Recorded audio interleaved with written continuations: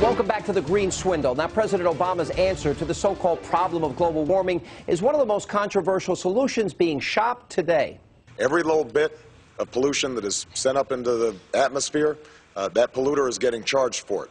It is the system known as cap and trade, but what does it actually mean? The government caps how much CO2 companies and industries can produce and then allows them to trade credits in CO2. So if one firm faces very high cost to reduce pollution and another firm has low cost to reduce pollution, the idea is the low cost firm can create credits and sell them to the other company. The idea of cap and trade is that you leave it to the marketplace to determine what measures should be used to reduce pollution. It's really a misnomer to say that cap and trade is a market-based system. At best, you might call it market socialism, because essentially you are rationing energy use. Where did this idea of carbon trading come from? Like many things related to the current administration, it can be traced back to Obama's hometown and a company called the Chicago Climate Exchange, or the CCX. The company declined an interview request, but in an email to Fox News, a spokesperson explains that CCX's purpose is to, quote, help prepare businesses and markets for potential regulations at the international or federal level while reducing greenhouse gas emissions through a rules-based exchange platform. The founder of CCX is Richard Sandor, named by Time magazine as the father of carbon trading. He was one of the leaders in saying, why don't we get out early and start a climate exchange for greenhouse gases? So he went and got foundation grants from some liberal foundations like the Joyce Foundation, at the time one of whose board members was a guy named Barack Obama. The company originated with 2 grants from the Chicago-based Joyce Foundation, whose president, Paula DePerna, soon left to become the executive vice president of CCX. Senior White House advisor Valerie Jarrett was the foundation's former director. Usually you don't need foundation funding to set up a commodities exchange. There's usually plenty of private money because there's usually lots of profit in trading commodities. Well, carbon is different because we're going to make that market artificially. In 2006, CCX was acquired by Climate Exchange PLC, which was then acquired in July of this year by Intercontinental Exchange for approximately $600 million. Among those who may have benefited financially, Sandor himself, who owned nearly 17% of shares, Al Gore's company, Generation Investment Management, and Goldman Sachs, which at one point owned as much as 10%. There's a lot of green to be made in being green. Now, despite CCX's arguments in favor of a cap-and-trade system, many scientists and economists maintain not only is it a bad idea, it is also nearly impossible to implement. Climatologist and former NASA scientist Dr. Roy Spencer says that the energy technology necessary to make a large-scale switch from fossil fuels does not yet exist. You cannot legislate new forms of energy into existence.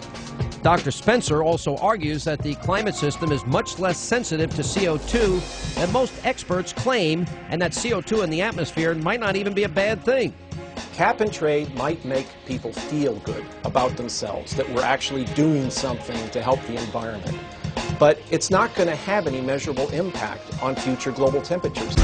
Others argue against cap and trade's practicality if President Obama wants us to reduce emissions to their 1990 levels by 2020 and reduce them an additional 80% by 2050. What does that actually mean in practical terms? It means reducing our fossil fuel energy use to a level the United States last experienced 100 years ago. Most of all, critics argue what the system would mean for an already struggling economy. Cap and trade is a mechanism for punishing the use of fossil fuels so that other sources of energy, which are inherently more expensive, will become more attractive. The Washington Times stated in 2009 that Obama's climate plan could cost industry close to $2 trillion. That's nearly 3 times the White House's initial estimate. Where do the energy companies get their money? They get it from ratepayers. They get it from people who buy gasoline and natural gas and electricity. So eventually the consumer pays 100% of the tab. Under my plan of a cap and trade system, electricity rates would necessarily skyrocket. Once people saw that it was a huge tax increase folded into their energy bills, then people saw the economic impact, not only on their pocketbook, but also on American jobs and American competitiveness around the world. The greatest amount of experience that anyone has with cap and trade is in the European trading scheme, and they've been dabbling in this for a couple of years now.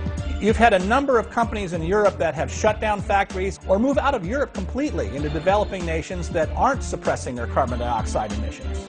Yet somehow cap and trade keeps inching closer to becoming reality. The Waxman-Markey bill, which would establish a cap and trade system here in the U.S., similar to the EU's emission trading system, narrowly passed the House last year by a vote of 219 to 212. What do you say to the 212 that voted against it?